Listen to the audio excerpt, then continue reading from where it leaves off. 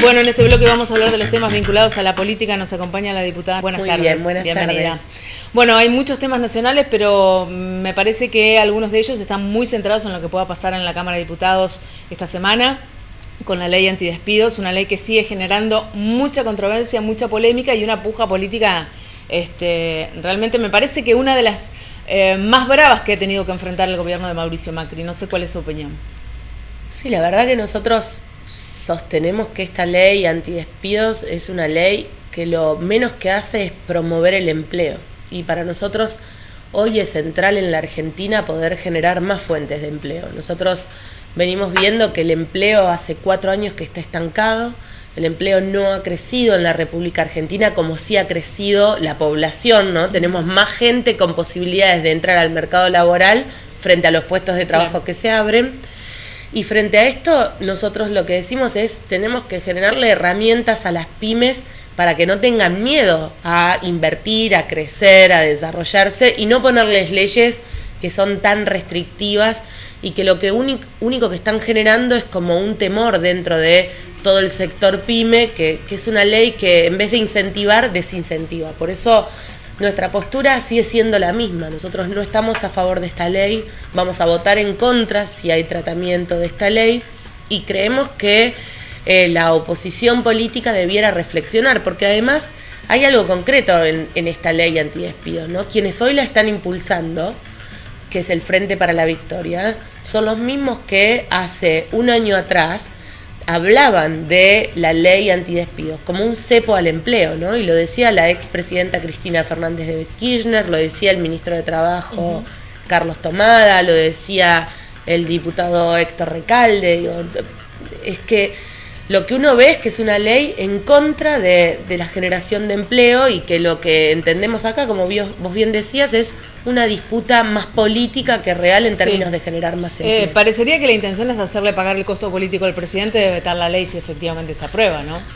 Bueno, yo creo que, primero que el miércoles hay que ver cómo sale ese resultado, porque también hay que tener en cuenta que no encontraron los números dentro de la Cámara para sesionar la semana pasada, el jueves, ¿no? Y que el Frente Renovador tiene un proyecto alternativo a esta ley antidespidos. Entonces hay que ver cómo va a salir. Y lo segundo que me parece acá importante es si el presidente está dispuesto a cuidar el empleo. No sé cuál es el costo político de vetar una ley que va en contra del empleo. Me parece que acá lo que tenemos por delante es un presidente con la decisión tan clara de generar más fuentes de trabajo, de poner más inversiones en el país y de cuidar lo más posible a los trabajadores, que lo que en el caso de vetar la ley lo que estaría haciendo es cuidar el empleo de los argentinos y hay una decisión concreta de hacer. Usted permanentemente recorre la provincia. ¿Cuál es la percepción que tiene en el sector de la producción de la provincia de Santa Fe respecto de las actuales condiciones económicas y las perspectivas a futuro? Bueno, ahí tendríamos que diferenciar, ¿no? Aquellos que son sectores productivos, industriales y pymes, que estuve recorriendo mucho también en estas últimas semanas, lo que nos encontramos es con una gran fuerza y potencia de gente que dice esto, ¿no? Lo último que tocaríamos es a un empleado porque son nuestro valor agregado más importante. Cualquier pyme encuentra que hay mano de obra calificada y como ven con mucha expectativa todas las medidas del presidente, pero también tenemos la contraparte de eso, ¿no? Que es la que ha sido afectada por esta emergencia hídrica o desastre hídrico que vivimos los santafesinos y que tiene que ver con esto de la agroindustria, donde sin lugar a dudas vamos a sufrir mucho los santafesinos el no tener esta cosecha de soja tan esperada, ¿no? Porque era una primera cosecha de soja en un gobierno con menor retención, donde todos esperábamos que esta cadena significara en cada uno de los pueblos más recursos, más inversiones, así que creo que vamos a estar transitando por un momento muy difícil los santafesinos, donde el Estado nacional y el Estado provincial ya hoy están trabajando en conjuntos para contener una situación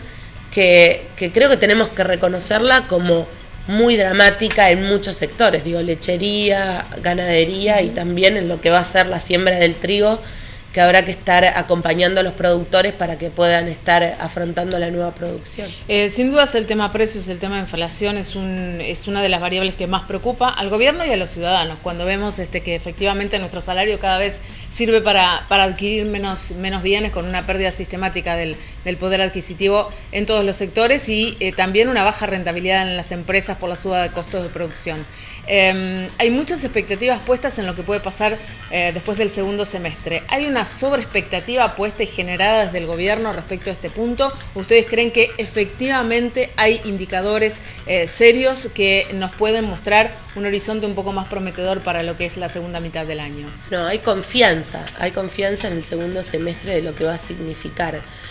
Digo, nosotros, como dice siempre el presidente, estamos tomando las decisiones más difíciles y son decisiones que a muchos y creo que a todos nos generan como disgusto, porque a nadie le gusta tener que afrontar el aumento de las tarifas, tener que afrontar que reconocemos que hay inflación, que reconocemos que hay pobreza, que reconocemos que tenemos un montón de materias pendientes y por resolver, ¿no? Pero creo que en el camino de lo que el presidente hoy está haciendo tiene la seguridad de que a partir de la mitad del año van a generarse más inversiones, que el arreglo con los holdouts hoy a Argentina le está dando un alivio respecto a la cantidad de países que nos están mirando con buenas expectativas. Yo ayer justamente estuve almorzando con diputados alemanes, parlamentarios alemanes que vinieron a la Argentina, hoy están acá en la ciudad de Santa Fe. Ayer estuvieron en Rosario y hablaba con ellos respecto a cómo nos veían y decían, bueno, Argentina ha empezado a ser un país que el mundo volvió a mirar y volvió a mirar con buenas expectativas, y sí me decían algo concreto. Hoy cualquier inversor para ir al país, para venir a instalarse y generar empleo en Argentina, necesita de algo, que es seguridad respecto a las políticas públicas que se van a tomar. Y el presidente Macri a ellos les está generando una confianza al respecto de esto, pero que obvio que hay que sostenerla en el tiempo, ¿no? Y hay que tener un plan económico y un plan de gobierno que uno sostiene.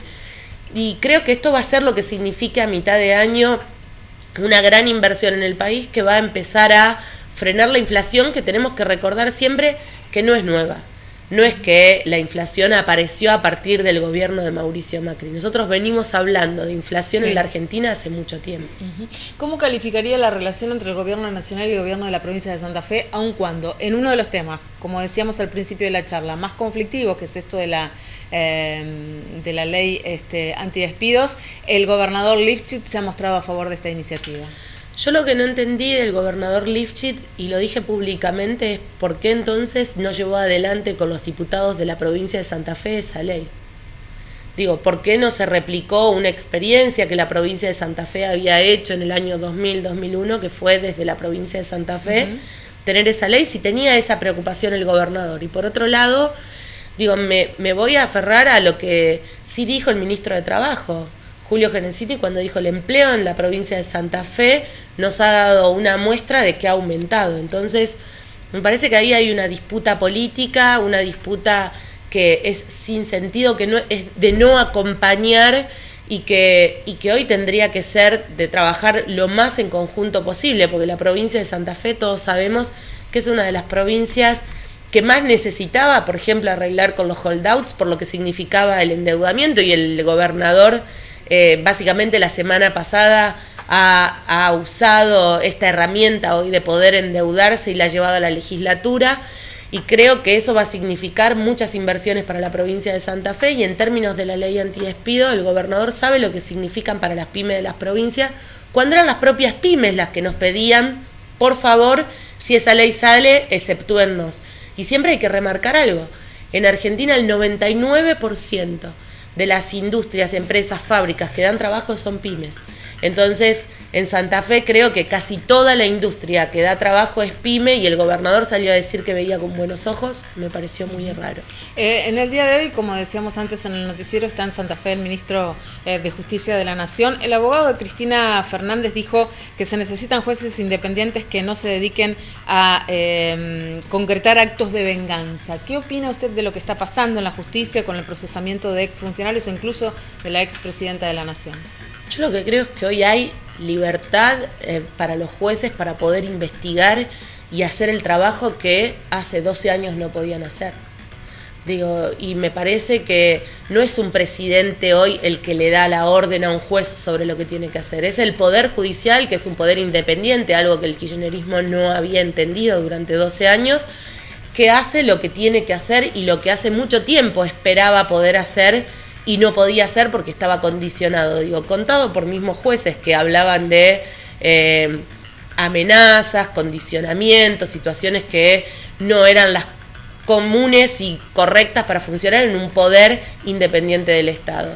Y hoy el ministro Garabano lo que está proponiendo es avanzar hacia un proyecto de mejora de la justicia que tiene que ver con esto, con darle mucha más independencia al Ministerio Público Fiscal, con poder tener una renovación de la Procuración General. Digo, la Procuración General tiene que ser un cargo removible en 4 o 6 años, dependiendo el proyecto dice 4, pero digo, tendríamos que ir hacia un sistema donde realmente los jueces y todo el sistema judicial de la Argentina logre la independencia que tanto pregonamos a veces de la boca para afuera, pero tampoco han hecho quienes estuvieron para que realmente sea un poder independiente. Y nosotros vamos a trabajar con eso, con total libertad, para que los jueces tengan que hacer lo que deban hacer, aun cuando muchas veces, digo, seamos nosotros los que tengamos que ir a dar cuentas a la justicia, porque el presidente Macri lo ha dicho, yo soy